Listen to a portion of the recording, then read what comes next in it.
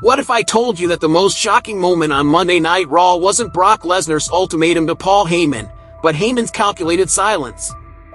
While 2.3 million viewers watched Heyman appear speechless when the Beast Incarnate demanded his loyalty, they missed the most important detail. Paul Heyman is never speechless. This wasn't confusion, this was manipulation. And after analyzing every move, every betrayal, and every coincidence from the past 2 years, I've uncovered the truth that WWE doesn't want you to see. Paul Heyman isn't choosing sides, he's playing everyone, including Brock Lesnar, in the most elaborate con in wrestling history. Welcome back to the channel where we expose what really happens behind the curtain. I'm about to reveal how the wise man has orchestrated the systematic destruction of the Bloodline, the rise of the Vision, and now Brock Lesnar's return, all while positioning himself as the ultimate puppet master. From Roman Reigns' championship loss to Jey Uuso's current war with Bronson Reed, every major storyline traces back to one man's master plan. By the end of this video, you'll see Paul Heyman's betrayals in a completely different light, and you'll understand why his next move will shock the wrestling world. This isn't just about loyalty, it's about power, control, and the longest con in WWE history. Let's start with the evidence everyone's ignoring. Paul Heyman's betrayal pattern isn't random, it's strategic. Since 2002, every single betrayal has positioned him closer to ultimate power. When he betrayed Brock Lesnar for Big Show in 2002, it wasn't about money, it was about learning how to manipulate the biggest names in wrestling. When he returned to Lesnar in 2012, he'd mastered the art of making superstars dependent on his guidance. But here's where it gets interesting. Heyman's move to Roman Reigns in 2020 wasn't about loyalty to the tribal chief, it was about infiltrating the Bloodline from within. Think about it, Roman's longest Universal Championship reign in history happened under Heyman's guidance, but so did the systematic weakening of his family structure. During Heyman's tenure as special counsel, we saw the first cracks in the Bloodline unity. Jimmy Uso's rebellions, Jey's eventual departure, Solo Sikoa's power grab, all happened while Heyman whispered in Roman's ear. The smoking gun? Heyman's betrayal of Roman at WrestleMania 41 to join Seth Rollins wasn't a spur-of-the-moment decision. Reports from backstage sources indicate Heyman had been in talks with Rollins' camp for months before the event. But here's what nobody realized. Heyman didn't just betray Roman, he delivered him a championship loss that would fracture the Bloodline permanently. Now look at the Vision formation. Seth Rollins, Bronson Reed, Braun Breaker, all powerhouse talents who needed strategic guidance. Heyman positioned himself as their oracle, but notice the pattern. Every move the Vision makes weakens potential threats to Heyman's long-term plans. Reed's theft of Roman's Air Jordans wasn't random disrespect. It was psychological warfare designed to provoke Roman into emotional decisions rather than strategic ones. And here's the detail that proves premeditation: Heyman's absence during Lesnar's ultimatum. The man who built his career on never being caught off guard just happened to be alone, without Rollins, when the Beast Incarnate returned. Paul Heyman doesn't do coincidences. He orchestrates them. Now let's talk about Brock Lesnar's return and why the Beast Incarnate is walking into Heyman's trap. When Lesnar stormed into that backstage room and delivered his ultimatum, "It's time to walk away from Seth Rollins and return to the man who made you famous," he revealed something crucial. He still believes he needs Paul Heyman to succeed. But here's what Lesnar doesn't realize. Heyman has been planning this reunion since the moment Brock's name was cleared from the Vince McMahon lawsuit. Think about the timing. Lesnar returns at SummerSlam 2025, attacks John Cena, and immediately targets Heyman rather than going directly for championship gold. Why? Because Heyman planted the idea. Sources close to the situation reveal that Heyman maintained contact with Lesnar throughout his absence, feeding him information about the Vision's success and subtly suggesting that his legacy was being overshadowed.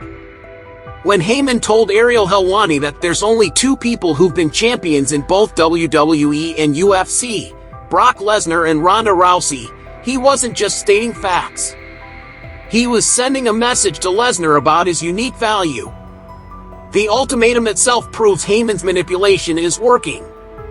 Lesnar's demand that Heyman return to the man who made you famous shows he's bought into Heyman's narrative completely. But here's the twist. Heyman didn't make Lesnar famous. Lesnar's freakish athleticism and legitimate credentials did. Heyman just took credit for it, and now he's using that manufactured dependency to control the beast. Consider Heyman's reaction during the ultimatum. The wrestling world saw a man torn between loyalties, but body language experts would tell you something different. Heyman's speechless moment lasted exactly long enough to appear genuine while calculating his next move. His eyes never showed fear, they showed opportunity. The most damning evidence? Heyman's history with ultimatums. In 2002, when faced with choosing between Lesnar and Big Show, he chose power over loyalty. In 2020, when Roman needed him most, he chose the bigger opportunity. Now, faced with Lesnar's demand, he's not choosing at all, he's positioning himself to control both sides of the conflict. Lesnar's confidence that he doesn't take no for an answer actually works in Heyman's favor. The more aggressive Brock becomes, the more Heyman can position himself as the reasonable voice of strategy. And when the inevitable explosion happens between Lesnar and the Vision, guess who'll be standing in the middle, ready to guide the winner? Seth Rollins thinks he's the visionary, but he's actually the mark in Heyman's longest con.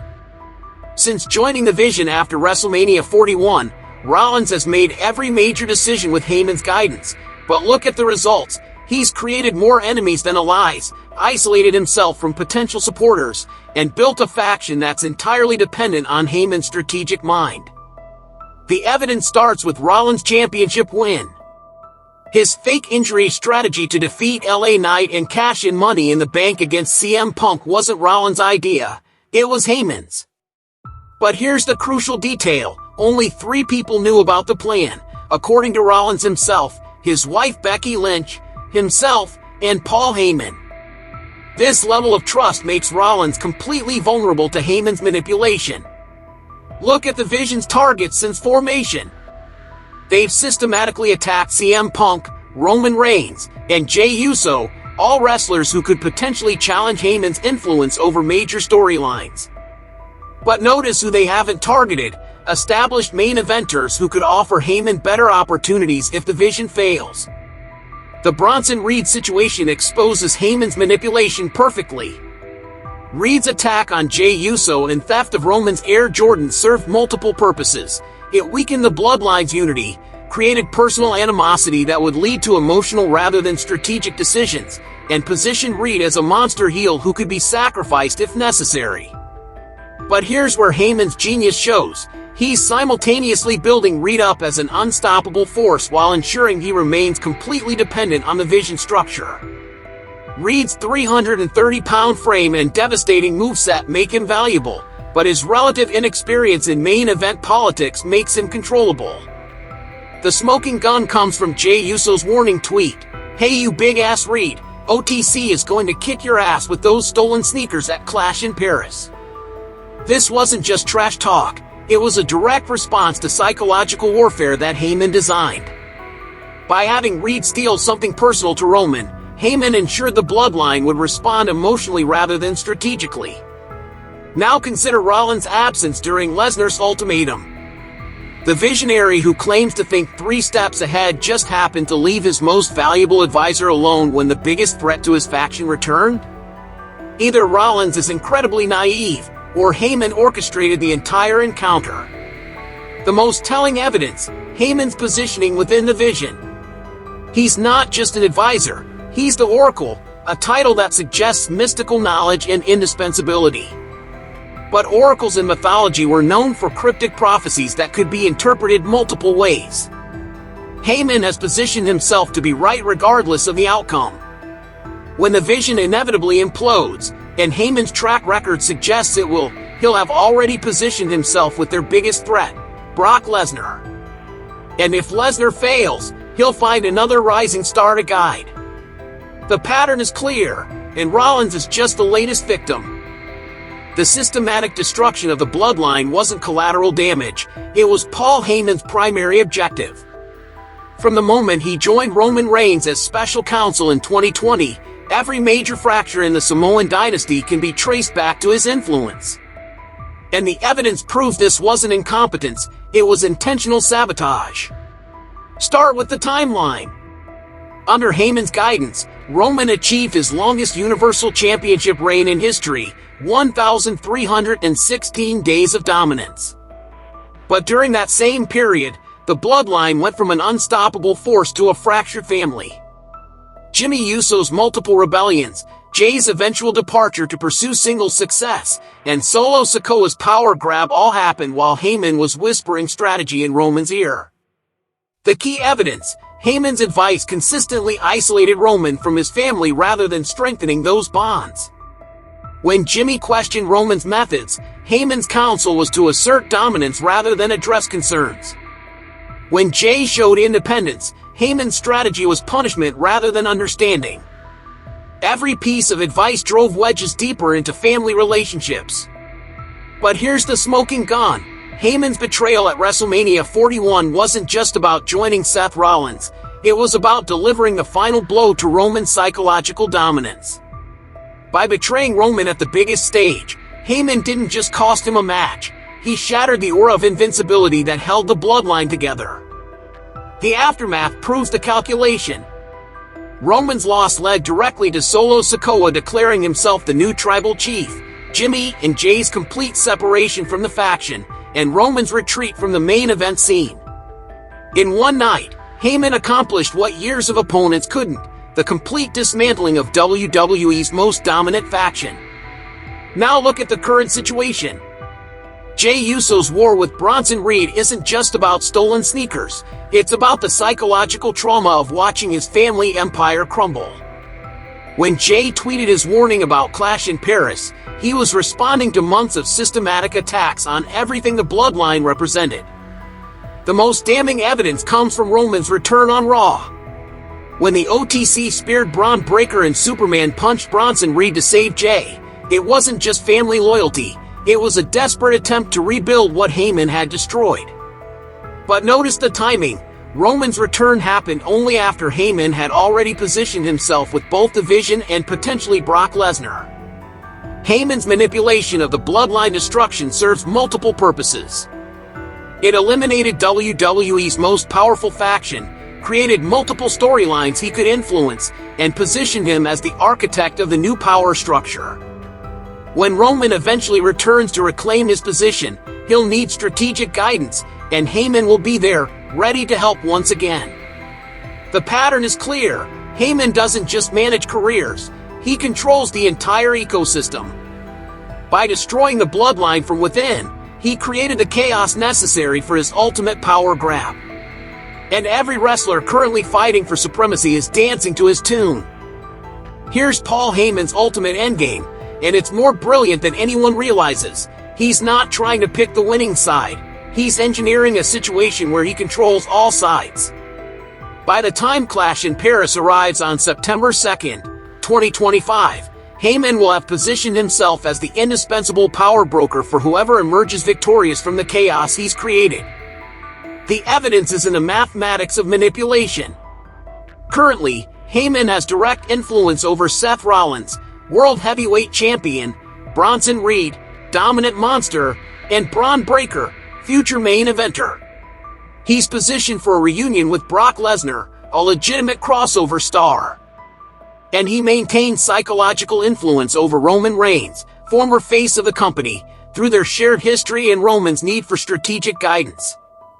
But here's the genius. Heyman has engineered conflicts between all these parties that ensure they'll weaken each other while strengthening his position. Lesnar versus The Vision, Bloodline versus Reed, Rollins versus his growing list of enemies. Every conflict serves Heyman's interests regardless of the outcome. The Clash in Paris setup proves the calculation. Jey Uso's promise that OTC is going to kick your ass with those stolen sneakers sets up a Bloodline reunion that Heyman can either support or sabotage depending on which serves his interests. If Roman and Jey destroy Reed, Heyman can claim credit for building Reed into a worthy opponent. If Reed wins, Heyman can position himself as the architect of the new order. The most telling evidence comes from Heyman's recent media appearances. His interview with Ariel Helwani, where he emphasized Lesnar's unique UFC/WWE championship status, wasn't just commentary, it was planting seeds for Lesnar's return while maintaining plausible deniability about his involvement. Consider the timeline convergence: Lesnar's ultimatum, Reed's escalating attacks on the Bloodline, Rollins' growing paranoia about threats to his championship, and Roman's return all happening within weeks of each other. This isn't coincidence, it's orchestration. Heyman's ultimate power play becomes clear when you realize he's created a situation where every major player needs him more than he needs them. Lesnar needs strategic guidance to navigate modern WWE politics. Rollins needs Heyman's mind to maintain his championship reign. Roman needs help rebuilding the Bloodline's dominance. Reed and Breakker need guidance to reach main event status. The final piece of evidence: Heyman's reaction to Lesnar's ultimatum wasn't speechlessness, it was satisfaction. For the first time in his career, Paul Heyman has engineered a situation where he doesn't have to choose sides because he controls all the options. When the dust settles after Clash in Paris, regardless of who wins or loses, Paul Heyman will emerge as the most powerful man in WWE. Not because he backed the right horse, but because he trained all the horses to run his race. The wise man isn't just playing chess while everyone else plays checkers. He's playing an entirely different game where he's already won before the first move is made. So there you have it, the truth about Paul Heyman's master manipulation that's been hiding in plain sight. From systematically destroying the Bloodline from within to positioning himself as indispensable to the vision to orchestrating Brock Lesnar's return on his terms, every move has been calculated to make him the ultimate power broker in WWE. The evidence is overwhelming. Heyman's betrayals aren't emotional decisions, they're strategic positioning. His speechless reaction to Lesnar's ultimatum wasn't confusion, it was the satisfaction of a plan coming together. And his current role as the Vision's Oracle isn't about loyalty, it's about control. As we head toward Clash in Paris, remember this: while everyone else is fighting for championships and respect, Paul Heyman is playing for something bigger: complete control over WWE's power structure. And based on the evidence, he's already won. What do you think? Am I right about Heyman's master manipulation, or is this the biggest conspiracy theory in wrestling? Drop your thoughts in the comments below. Are you Team Heyman is a genius puppet master, or Team this is just good storytelling? And here's a question that'll blow your mind. If Heyman really is playing everyone, who do you think he'll ultimately choose to back when the smoke clears at Clash in Paris? Will it be Lesnar, Rollins, or someone we haven't even considered yet? If this analysis opened your eyes to what's really happening behind the scenes, smash that like button and subscribe for more deep dives into wrestling's biggest conspiracies. Hit the notification bell because in the next video, I'm breaking down the real reason WWE brought Brock Lesnar back now, and it has nothing to do with what they're telling us. Also, let me know in the comments, what other coincidences in WWE storylines do you think might actually be calculated moves? I read every comment, and your theories might just inspire the next investigation. Until next time, keep questioning what you see on screen, because in Paul Heyman's WWE, nothing is ever what it seems. Thanks for watching, and I'll see you in the next video where we expose even more truth behind the curtain.